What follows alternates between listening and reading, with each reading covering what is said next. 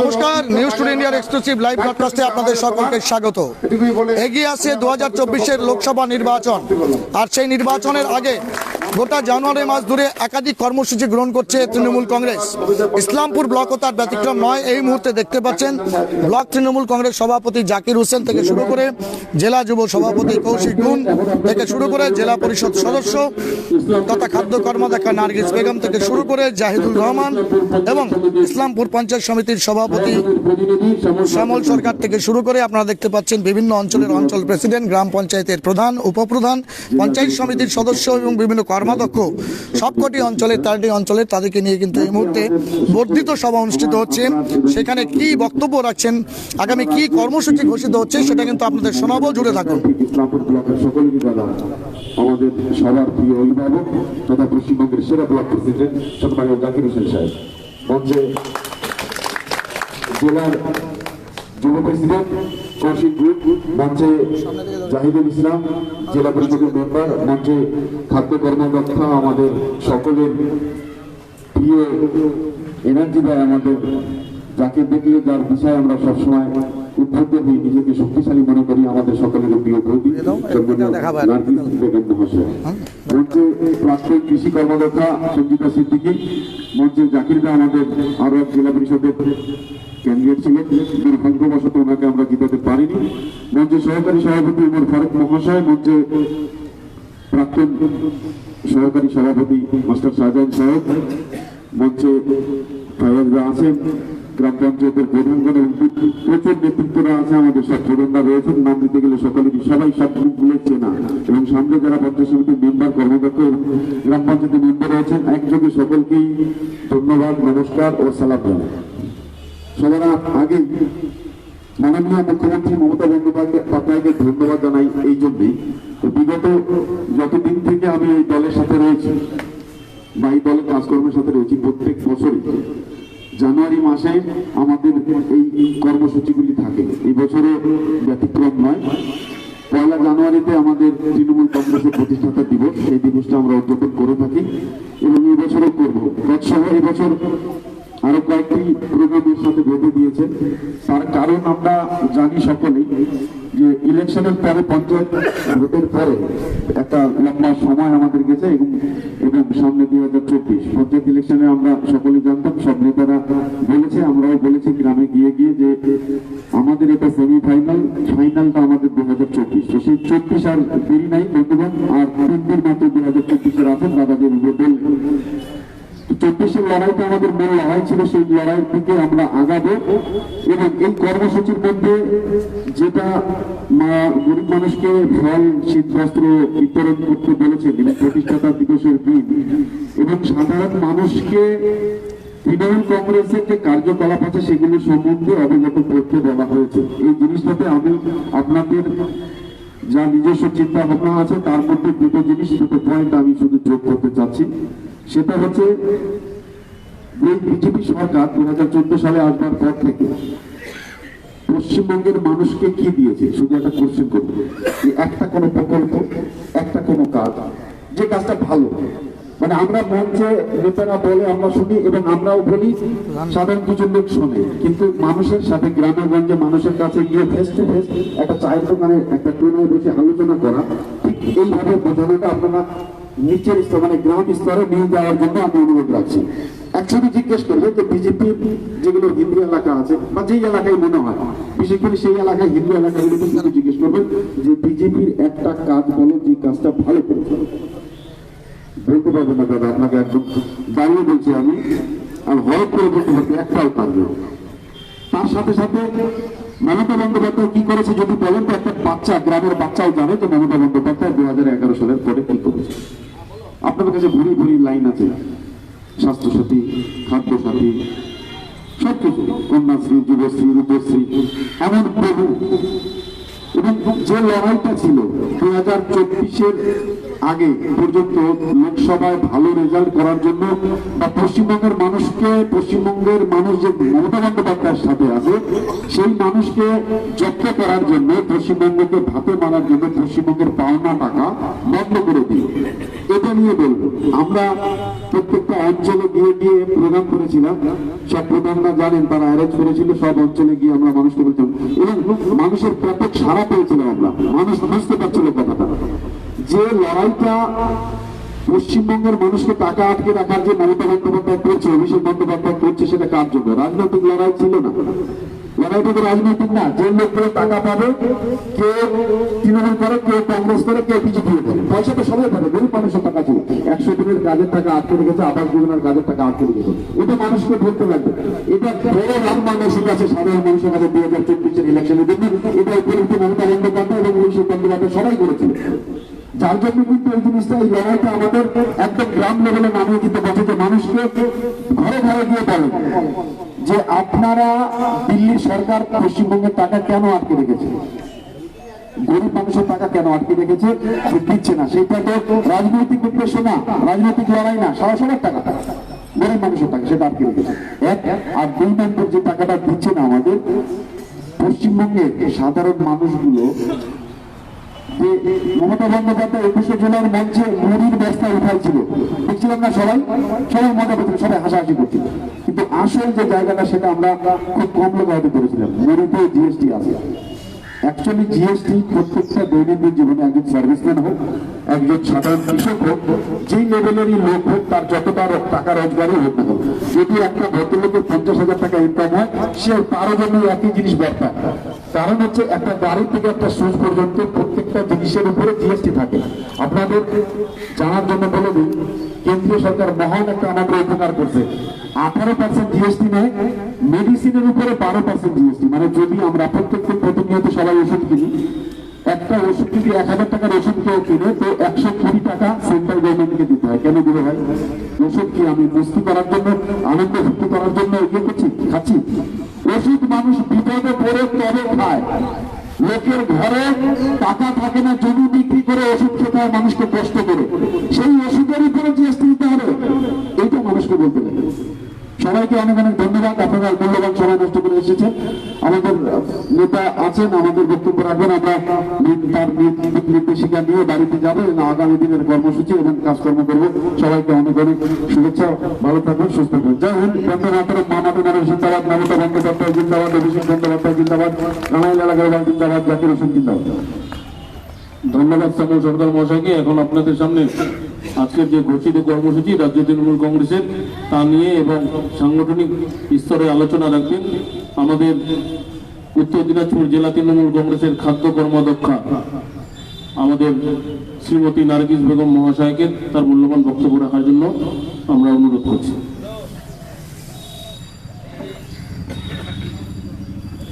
উপস্থিত আমাদের ব্লকের ব্লক প্রেসিডেন্ট, উপস্থিত আছেন যুব জেলা সভাপতি ভাই কৌশিক গুণ, উপস্থিত আছেন এখানে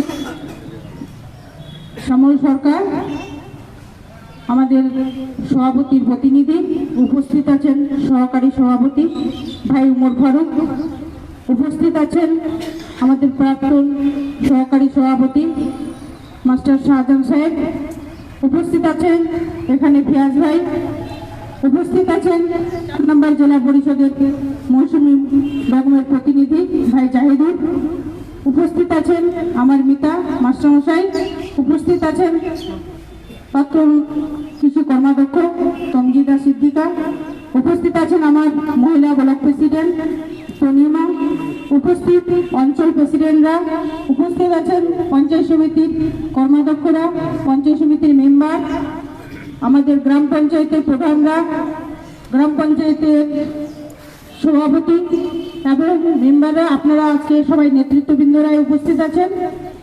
বিস্তারিত আপনারা সবাই বললেন। আজকে আপনারা জানছেন আমাদের যে কর্মসূচি দিয়েছে, আমাদের রাজ্য থেকে যে কর্মসূচিগুলো দেয়, আমাদের সেগুলো অক্ষরে অক্ষরে পালন করতে হবে। কারণ আমরা একটা দলের সৈনিক, যার যে দলের নাম হচ্ছে তৃণমূল কংগ্রেস, যার নেত্রী হচ্ছে মমতা বন্দ্যোপাধ্যায় এবং যার আইন হচ্ছে অভিষেক বন্দ্যোপাধ্যায়। আপনারা সবাই জানেন তৃণমূল কংগ্রেস কিন্তু উড়ে আসে, ক্ষমতায় আসেনি।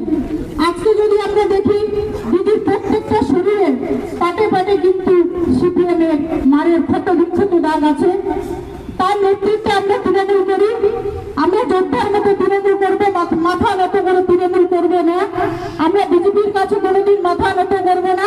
আমাদের লড়াইয়ের সময় চলে এসেছে। এই যে 24 পড়ে যাচ্ছে আর কয়েকদিনের মধ্যেই, এই 24টা হচ্ছে আমাদের মেন লক্ষ্য। যেভাবে বিজেপি সরকার আমাদেরকে শোষণ করছে, এর বিরুদ্ধে যদি আমরা এই সামনে 24-এর মধ্যে গর্জে না উঠতে পারি, তাহলে কিন্তু ভয়াবহ অবস্থা সবার হবে। আপনারা জেনে রাখুন, বিজেপি সরকার যতদিন থেকে এই ভারতবর্ষে না ছাড়বে, আমাদের প্রত্যেকটা মানুষের কিন্তু বিপদ আছে। আজকে যারা বলছেন হিন্দু, তাদেরও বিপদ আছে। যারা আমরা মহামেডাম আছি, তাদেরও বিপদ আছে।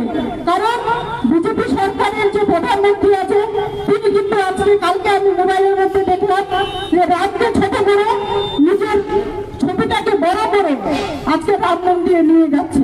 তার কারণ তিনি ভাবছে যে আমি ভগবানের উপরেও শক্তিশালী। তার জন্য আমাদেরকে গর্জে উঠতে হবে। হিন্দু মুসলিম আমাদের করলে চলবে না। আমাদের বিজেপি সরকার যেভাবে হিন্দুদের মধ্যে এবং মুসলমানের মধ্যে লড়াইয়ের একটা চক্রান্ত শুরু করেছে, সেই চক্রান্তের মধ্যে আপনারা করবেন। আমাদের এই কর্মসূচিগুলো প্রত্যেকটি পালন করতে হবে। এবং আমি বলছি, আজকে আমি আসতে চেয়েছিলাম, আমার শরীর ভালো না, কিন্তু আমি আসলাম, আমার মহিলা থেকে কিছু প্রোগ্রাম দিয়েছে। তো প্রত্যেকটি প্রধান এবং আপনার নেতৃত্বরাই আছেন, সেই জন্য আমি এই কথাগুলো বলার জন্য আসলাম। আমাদের 20 ডিসেম্বর থেকে এবং 20 জানুয়ারি পর্যন্ত মাননীয় চন্দ্রিমা ভট্টাচার্যের নির্দেশে আমাদেরকে প্রত্যেকটা বুথে বুথে এবং পাড়ায় পাড়ায় মহিলাদের মিটিং আছে। আপনারা যদি না সহযোগিতা করেন, আমাদের মহিলা প্রেসিডেন্টরা কিন্তু সেই মিটিংগুলো সাকসেস করতে পারবে না। আপনাদের কাছে বিশেষ অনুরোধ, যেখানে আমাদের মহিলা মেম্বার আছে এবং আপনারা যারা যেখানে জেন্টস আছেন, ওনারা কিন্তু প্রত্যেকটি মহিলা প্রেসিডেন্টদেরকে একটু হেল্প করবেন, যাতে ওনারা পাড়ায় পাড়ায় প্রত্যেকটি পাড়ায় গিয়ে পাড়া মিটিংগুলো করতে পারে। মহিলাদের কর্মসূচি আছে, কারণ আমাদের সংসদ মহিলা মৃত্যুর উপর যেভাবে অপমানিত করা হলো, তার বিরুদ্ধে আমাদের একটা, এবং আজকে মমতা বন্দ্যোপাধ্যায়ের উপরে যা কুটি কথা বলা হচ্ছে, তার জন্য আমাদের কিন্তু ব্লকে একটা বড় প্রোগ্রাম দিয়েছে। আমরা চাইবো ইসলামপুর বলে, যাতে আমরা সবাই মিলে উত্তর দিনাজপুরে একটা এমন মিছিল দেখাতে পারি মহিলা, যে আমরা যাতে উত্তর দিনাজপুরের সেরা এখানে মিছিল করতে পারি। এটা আমাদেরকে সবাইকে প্রতিজ্ঞা নিতে হবে যে আপনারা যদি আমাকে সহযোগিতা না করেন, তাহলে কিন্তু আমি বা পরিমা আমরা একাই আর আমার ঠিক কিন্তু আমরা করতে পারবো না। সেজন্য আপনাদেরকে আমি বিশেষ অনুরোধ করছি, আপনারা আমাদেরকে সহযোগিতা করবেন। আর আমরা যাতে এই আমাদের মাননীয় মুখ্যমন্ত্রী মমতা বন্দ্যোপাধ্যায়ের উপরে যেভাবে লাঞ্ছিত কথাবার্তা বিজেপি সরকার বলছে, এবং আমাদের যে মহুয়া মিত্রকে যেভাবে অপমান করলো, আজকে সাংসদ পদ থেকে ওনাকে বহিষ্কার করলো, এর প্রতিবাদে আমরা আমাদের ব্লকে একটা বড় প্রোগ্রাম রেখেছি।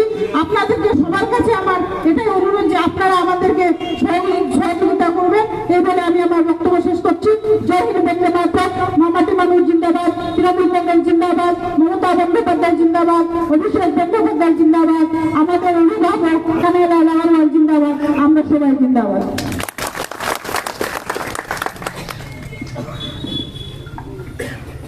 ধন্যবাদ নার্গিস বেগম মহাশয়কে। এখন আপনাদের সামনে বক্তব্য রাখবেন, যার বক্তব্য শোনার জন্য আপনারা অধীর আগ্রহে বসে আছেন, আমাদের ইসলামপুর ব্লক তৃণমূল কংগ্রেসের সভাপতি, আমাদের সকলের অভিভাবক, প্রাণপ্রিয় নেতা, লড়াকু নেতা, জনপ্রিয় নেতা, সম্মানীয় জাকির হোসেন সাহেব। উপস্থিত সমস্ত অঞ্চল সভাপতিগণ, প্রধান উপপ্রধান, গ্রাম পঞ্চায়েত মেম্বার, পঞ্চায়েত সমিতি মেম্বারগণ, পঞ্চায়েত সমিতির কর্মাধ্যক্ষগণ, এখানে উপস্থিত আছেন আমাদের 4 নম্বর জেলা পরিষদের প্রতিনিধি ব্লক তৃণমূলের নেতা জাহেদুল রহমান, পঞ্চায়েত সমিতির সভাপতির প্রতিনিধি সামান সরকার, আমার নেতা মাস্টার জাকির সাহেব, প্রাক্তন কৃষি কর্মাধ্যক্ষ তমজিদা সিদ্দিকী, মহিলা নেত্রী জেলা তৃণমূলের নার্গিস বেগম, আমাদের যুব তৃণমূলের জেলার সভাপতি কৌশিক বোন, উমর ফারুক পঞ্চায়েত সমিতির সহকারী সভাপতি, ব্লক তৃণমূলের সাধারণ সম্পাদক মাস্টার আলম সাহেব, আমার সহকর্মী মাস্টার শাহজাহান সাহেব, হাকিমপুর অঞ্চলের প্রেসিডেন্ট, সহ ফয়াজা সহ শাহনওয়াজ সহ ব্লক যুব তৃণমূলের সভাপতি নুরুল আজম সহ ছাত্র নেতা মামুন রশিদ সহ প্রত্যেকটি অঞ্চলের নেতৃত্বরা আছেন। ব্লক আইএনটিটিউসির সভাপতি আতাউর রহমান আছেন, মহিলা নেত্রী তনিমা দাস আছেন, আমাদের আদিবাসী সম্প্রদায়ের মেম্বার আমাদের মল্লী মুর্মু এখানে উপস্থিত আছেন। আপনারা সবাই আজকের এই বিশেষ মুহূর্তে উপস্থিত আছেন। কিছুক্ষণ পূর্বে আমাদের যুব তৃণমূলের জেলা সভাপতি কৌশিক আপনাদের জানালেন যে আজকের এই মিটিংটা সুব্রত বক্সী মহাশয়জি আমাদের 1 থেকে 30 অবধি মানে 1 জানুয়ারি থেকে শুরু হবে। 1 জানুয়ারিটা কি ফাউন্ডেশন ডে অফ তৃণমূল, মানে তৃণমূলের জন্মদিন হচ্ছে জানুয়ারির 1 তারিখে।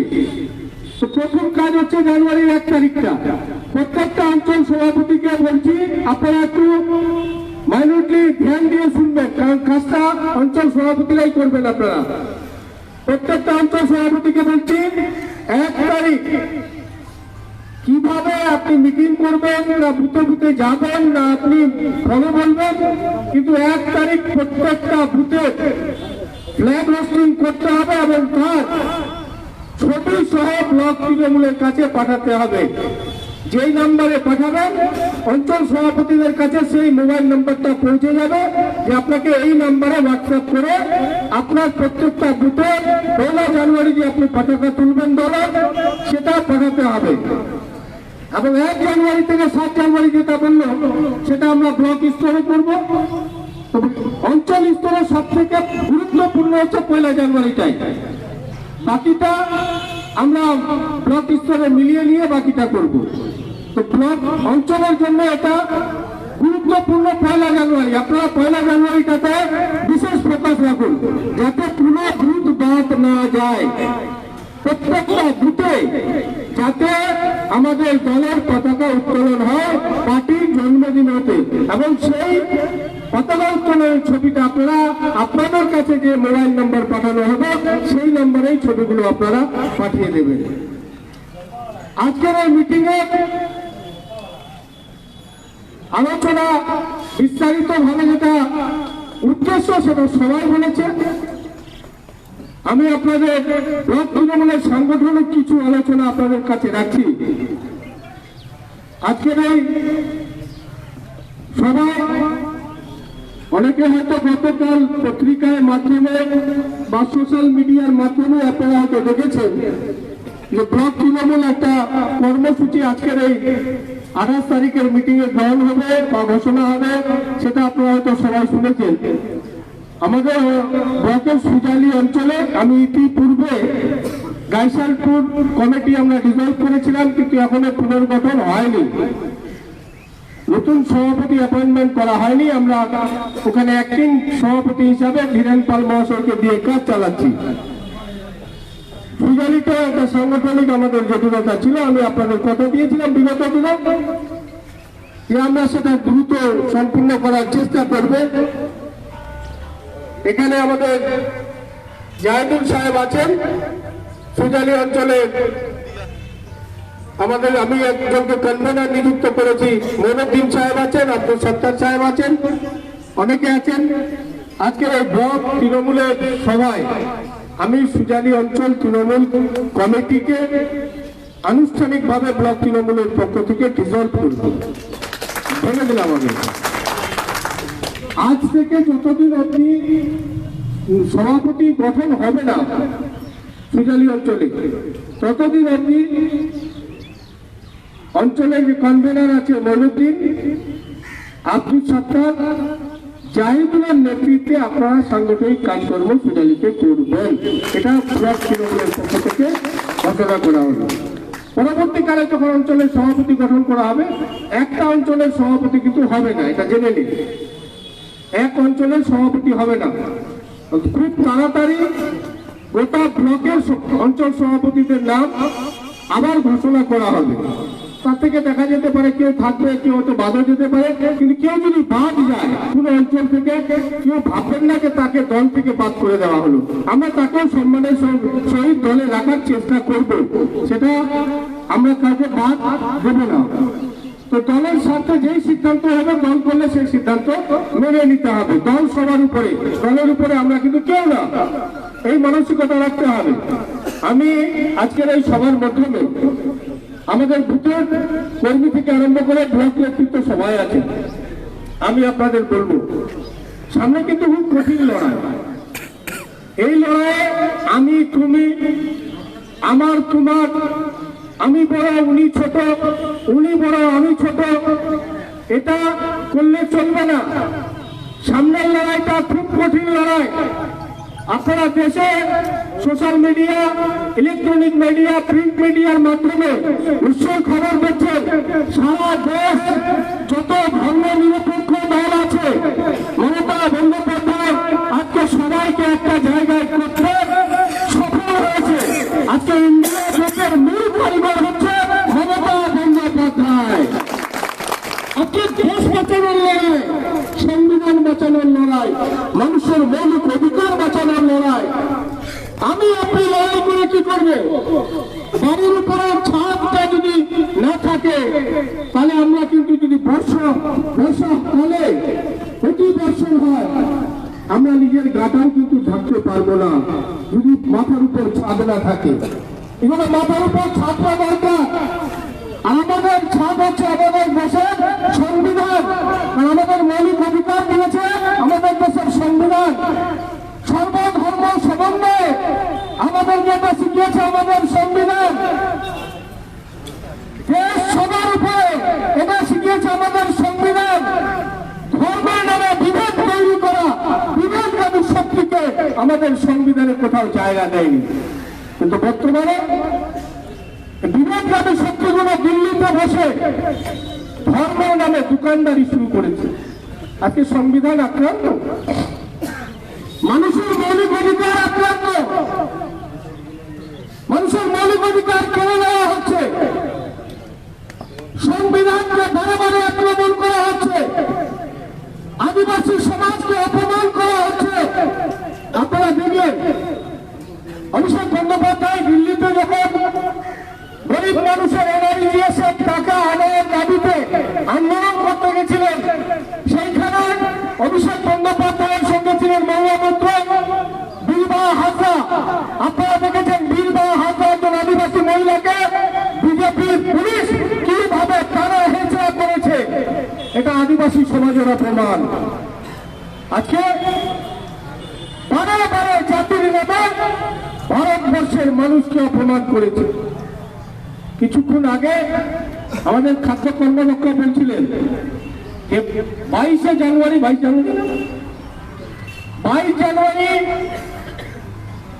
রাম মন্দির উদ্বোধন হবে।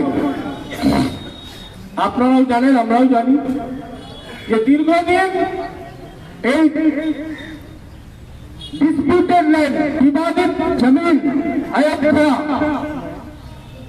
लंबी बहस चला, हाई कोर्ट में इसका लंबा दिन तक इस केस को चलाया गया।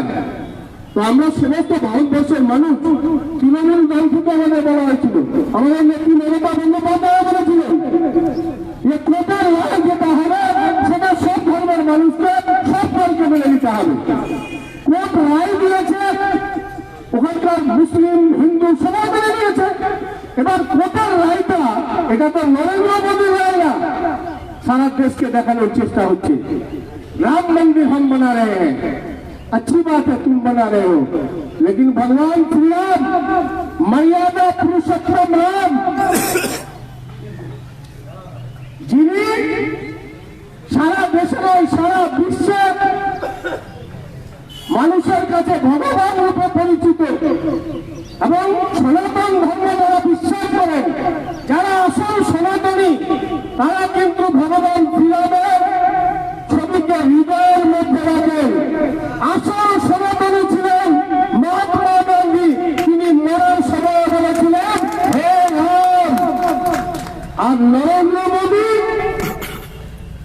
ভগবান শ্রীরামের ছত্র একটা প্রতিকৃতি, মানে একটা ছোট্ট, উনার হাইট 6 ফুট আর উনি 2 ফুটের একটা ভগবান শ্রীরামের হাত ধরে ছবি দিয়েছেন যে উনি রাম মন্দিরে গিয়ে স্থাপিত করবেন। ভগবান শ্রীরামকে তিনি পুনর্বাস করবেন, স্থাপিত করবেন। किसमें दम है कि मस्जिद में खुदा को बैठाएगा, किसमें दम है कि मंदिर में भगवान को बैठाएगा। भगवान सबसे ऊपर है, तुम कौन हो बैठाने वाले? ये फाखर नहीं है, धोखेबाज, आदमी को गुमराह करना, मनुष्य के विभ्रांत করছে। আজকে তুমি নিজের ছবিটা বড় করে ভগবানের অপমান করছো। আমি মনে করি সনাতনী বিশ্বাসী মানুষ যারা সত্যিকার সনাতন ধর্ম বিশ্বাস করেন তাদের গর্বে ওঠা উচিত যে নরেন্দ্র মোদী এই কাজের জন্য ভিক্ষা জানাই, আমরা ভিক্ষা জানাই। কালকে একজন পণ্ডিত ওই রাম মন্দির নির্মাণের একজন মুখ্য দায়িত্বে যিনি ছিলেন একজন পণ্ডিত, তাকে ফেসবুকে দেখলাম जो भगवान श्री राम का स्थापित वही कर सकता है जिसका साथ में बीबी हो। अगर बीबी साथ में हो तो वो भगवान श्री राम का मंदिर में जाके उसका स्थापित कर सकता है, और जिसका बीबी नहीं है वो अगर मंदिर में जाए तो वो मंदिर अपवित्र होना है। ये खिलाफ है हमारे धर्म का। একজন পণ্ডিত বলেছে, গতকাল আমি দেখেছি। तो तुम तो धर्म मानते नहीं हो, खाली पार्टी मानते हो। আমাদেরকে গর্জে উঠতে হবে আওয়াজগুলোকে নিয়ে, বুথ স্তরে সংগঠনকে মজবুত করতে হবে। আমাদের জনগণের মমতা বন্দ্যোপাধ্যায়, আমাদের নতুন প্রজন্মের গ্রহণযোগ্য নেতা অভিষেক বন্দ্যোপাধ্যায়, সর্বভারতীয় তৃণমূলের সাধারণ সম্পাদক, যেভাবে আমাদের দলকে বলিষ্ঠভাবে নেতৃত্ব দিচ্ছেন, এবং আমাদের জেলার সভাপতি সম্মানীয় যেভাবে আমাদের জেলাকে তৃণমূলের সংগঠনকে শক্তিশালী করেছেন, আমরা দৃঢ় বিশ্বাস রাখি যে কানাইয়া আগারওয়ালের নেতৃত্বে 2024-এ আমরা রায়গঞ্জ লোকসভা জিতব, কেউ আমাদেরকে হারাতে পারবে না। আজকে এই অবস্থায় আমি প্রত্যেকটি ব্লক তৃণমূলের যারা নেতৃত্বে আছেন, কর্মের মেম্বার, প্রধান, পঞ্চায়েত সমিতি মেম্বার, বা কেউ বুথ সভাপতি, কেউ অঞ্চল সভাপতি, কেউ ব্লক কমিটিতে আছেন, কেউ জেলা কমিটিতে আছেন, যারা আছেন তাদের বলবো, আমি একজন মানুষ, আমি প্রফেট নয় আর পাগলও নয়। दो आदमी का एहसास नहीं होता है। एक वो आदमी जो पागल होता है, ওকে লাত মারলে অসুবিধা নাই, আপনি খাবার দিলে ওর অসুবিধা নাই, খাবার কিনে নিলেও কোনো অসুবিধা নাই, কারণ ও পাগল। আরেক শ্রেণীর মানুষ যে আধ্যাত্মিক শক্তি যার মধ্যে আছে, যে পীর পয়গম্বর সাধু সন্ত আছে যারা, তাদের মধ্যে এগুলো নাই, ক্রোধ, হিংসা। কিন্তু আমরা তো মানুষ, না প্রফেট না পাগল, আমরা মানুষ। तो चलते चलते एक साथ चलेंगे तो बहुत कुछ होता है, धूप होता है, छाव होता है, परवान चढ़ता है, घट जाता है, अप डाउन হবে। তো চলার পথে আমরা জানি যে প্লেন অনেক সময় ক্র্যাশ হয়ে যায়, অনেক মানুষ প্লেন ক্র্যাশ হয়ে মারা যায়। আমরা জানি গাইসালে ট্রেন দুর্ঘটনা হয়ে অনেক মানুষ মারা গেছে। মানুষ ভয়ে কিন্তু আর ট্রেন চলা বন্ধ করে দেয়নি, মানুষ ভয়ে কিন্তু প্লেনে উঠা বন্ধ করে দেয়নি। তো রাজনীতি, সমাজ, তার মধ্যেই আছে। আমরাও চলার পথে হতে পারে এত মানুষকে নিয়ে চলা, তার মধ্যে অনেক সময় হতে পারে কারো যেটা চাহিদা বা কারো যেটা ইচ্ছা, সেই ইচ্ছার বাইরে হয়তো আমি কিছু বলে দিলাম বা করে দিলাম। তার মানে এই নয় যে আপনি আমার শত্রু, কেউ আমার শত্রু না। দায়িত্ব যতদিন আছে আমি এই জায়গায় নিষ্ঠার সঙ্গে দায়িত্ব পালন করব। আর এটাও বলছি, দল যেদিনকে আমাকে বলবে আপনাকে এই জায়গা ছাড়তে হবে, হাসতে হাসতে ছেড়ে দেবো। দলের দায়িত্বের জন্য আমি পদের জন্য লালায়িত নয়। আমার মধ্যে যদি প্রতিভা থাকে, কোয়ালিটি থাকে, মানুষ যদি আমাকে চায়, তো আমি একজন কর্মী হিসাবে রাজনীতি করে নেব, দায়িত্ব দিতে হবে না। পাশে মানুষের সাথে থাকতে হবে। আমি আপনাদের বলবো, নিজেকে মানুষের কাছে গ্রহণযোগ্য তৈরি করুন, এটা মমতা বন্দ্যোপাধ্যায় বলে। বুথে বুথে যান, বুথের কর্মীদের গ্রহণযোগ্যতা করুন। আর একটা আপনাদের কথা বলবো, মমতা বন্দ্যোপাধ্যায় কিন্তু সবসময় বলেন बदला नए बदल चाहे। अगर कहीं पर अगर गलत होता है उसको बदलिए, लेकिन बदला मत लीजिए। কোথাও যদি অন্যায় হয়ে থাকে সে অন্যায়কে প্রতিবাদ করে সেটা পরিবর্তন করুন, ভালো সমাজ ভালো দিগন্ত তৈরি করুন, কিন্তু বদলা নেওয়ার মানসিকতা রাখবেন। এটা আমাদের দল চায় না, এটা কোনো ধর্ম গ্রন্থ নেই। আমাদের নেত্রী মমতা বন্দ্যোপাধ্যায় বলে না বদলা নেবেন। আমাদের মানুষের কাছে নিজেদেরকে গ্রহণযোগ্য করতে হবে। আগামী দিনে আমি আশা করব যে 1 জানুয়ারি প্রত্যেকটা বুথে বুথে ঝান্ডা উঠবে, এটা আমার দৃঢ় বিশ্বাস। এবং আপনারা ছবি পরে উঠবে তো, প্রত্যেকটা বুথে বুথে ঝান্ডা উঠাবেন। এবং 1 থেকে 7 তারিখ যদি পারেন অঞ্চল সভাপতি এবং প্রধান উপপ্রধানরা মিলে কিছু কম্বল দুস্থ মানুষের মধ্যে, বা কিছু মানুষ রিটায়ার করে গেছে, মাস্টার শিক্ষক ছিল 20-25 জন, তাদের ডেকে এই 1 থেকে 7 তারিখের মধ্যে কিছু তাদের উপহার দিয়ে সম্মানিত করা কিন্তু আমাদের এই কর্মসূচিতে আছে, তাই না? তো প্রত্যেকটা অঞ্চলে এটা চেষ্টা করবেন যে 1 থেকে 7 তারিখের মধ্যে বস্ত্র বিতরণ বা যে কোনো কর্মসূচি নিয়ে এই কর্মসূচিটা যাতে আপনারা পালন করতে পারেন। এবং আগামী দিনে বুথ স্তর বুথ মজবুত করতে হবে।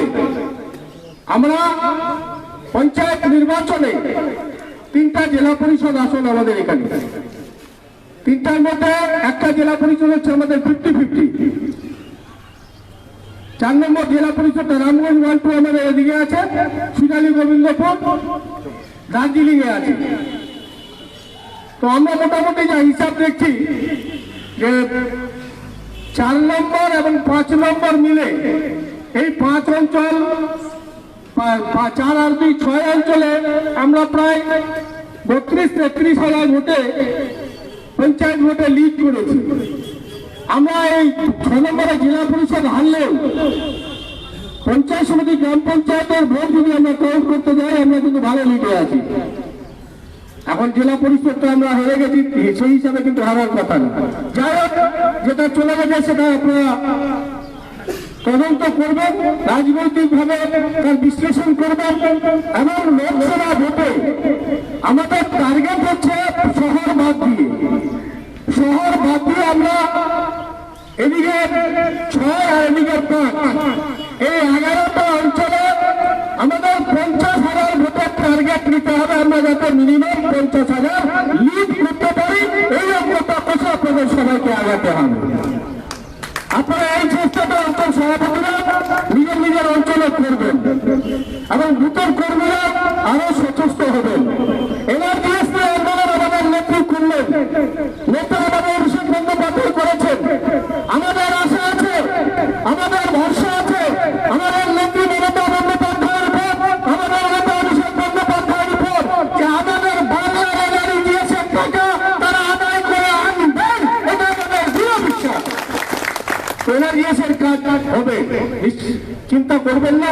टुडे और टुमोरो, आज नहीं तो कल, मोदी तुम जितना कोशिश करो, हमारी नेत्री ममता बनर्जी, हमारा नेता अभिषेक बनर्जी छोड़ने वाला है नहीं। न तुमको छोड़ेगा न तुम्हारा हुकूमत को छोड़ेगा, मुंह तोड़ जवाब देगा। कितनों को तुम वहां से निकाल के बाहर फेंकोगे, सदन से तुम लगभग पूरा विपक्ष को हटा दिए हो, लेकिन हिंदुस्तान की आवाज को नहीं हटा पाओगे, ममता बनर्जी की आवाज को नहीं हटा पाओगे, अभिषेक बनर्जी की आवाज को नहीं हटा पाओगे। तो ये आंदोलन चलेगा। हमारे दृढ़ विश्वास আমরা আগামী দিনে সফল হব। আর আজকে আপনারা এখান থেকে গিয়ে নিজের নিজের অঞ্চলকে আরো মজবুত করবেন, তৃণমূলকে শক্তিশালী করবেন। আমরা সবাই মিলে চাই আমাদের দল শক্তিশালী হোক, দল আমাদের যাকে যেখানে রাখবে আমরা নতমস্তকে দলের সিদ্ধান্ত গ্রহণ করব, এটাই আমাদের অঙ্গীকার। এই বলে সবাইকে জাতীয়তাবাদী অভিনন্দন জানিয়ে আমি আমার সীমিত কথা শেষ করছি। মামাটি মানুষ জিন্দাবাদ, মমতা বন্দ্যোপাধ্যায় জিন্দাবাদ, অভিষেক বন্দ্যোপাধ্যায় জিন্দাবাদ, কানাইলাল আগরওয়াল জিন্দাবাদ। শেষ করার আগে জনগণ পড়ে যাবে, কেউ যাবেন না, উঠে দাঁড়ান। জাতীয় সঙ্গীত শেষ হবে, তারপরে যাবেন। জনগণ মন অধিনায়ক জয় হে ভারত ভাগ্য বিধাতা, पंजाब सिंधु गुजरात मराठा द्राविड़ उत्कल बंग, बिंदु हिमाचल जमुना गंगा उच्छल जलधि तरंग, तब शुभ नामे जागे तब शुभ आशीष मांगे, गाहे तब जय गाथा जनगण मंगल दायक जय हे भारत भाग्य विधाता, जय हे जय हे जय हे जय जय जय जय हे, जय हिंद जय हिंद जय हिंद जय हिंद, जय बांग्ला जय बांग्ला जय बांग्ला जय बांग्ला जय बांग्ला जय बांग्ला। ধন্যবাদ। আজকে সবাই এখানে আমার বক্তব্য বুঝে নেব। প্লেসমেন্টটা আলাদা করে নাও, এই লাইভে ধরে নিও।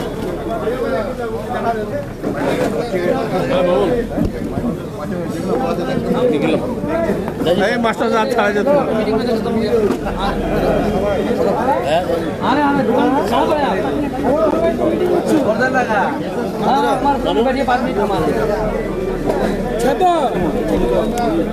চলো